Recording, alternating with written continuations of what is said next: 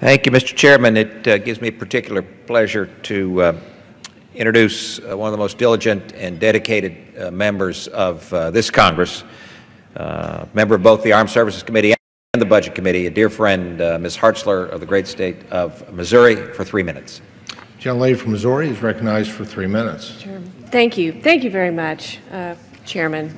You're a wonderful chairman and have helped us produce a wonderful, responsible budget. And this budget goes a long way to address the out-of-control spending problem and crushing debt the administration has fostered over the last few years. Unlike the President's proposal, though, our budget contains pro-growth economic reforms, repeals Obamacare, and it balances.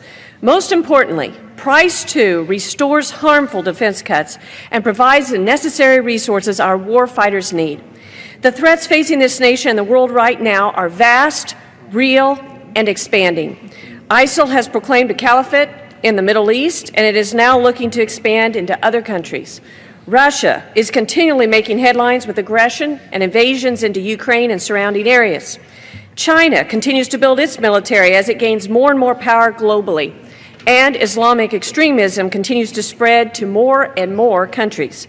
We, as representatives of the people, are charged with providing for the common defense. Given the size, reach, and increasingly brutal nature of the threats we face, we should feel obliged to make sure that we create a budget that gives our military the tools necessary to address today's threats and to be fully prepared to address the threats of tomorrow, whatever they may be and wherever they may come from.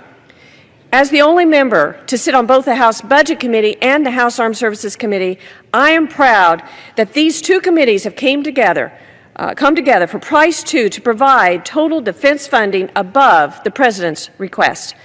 Missouri's 4th Congressional District is proud to be one of our nation's most military-intensive congressional districts, home of 2 major military installations, Whiteman Air Force Base and Fort Leonard Wood, and thousands of dedicated military families sacrificing so much to keep us safe. Providing our military the resources necessary to safeguard our liberties and protect our shores is one of the top legislative priorities I have, and I'm proud that these resources are provided in Price 2. Again, I thank Chairman Price for his leadership on this committee and in this process, and I urge my colleagues to vote yes on Price 2. I yield back.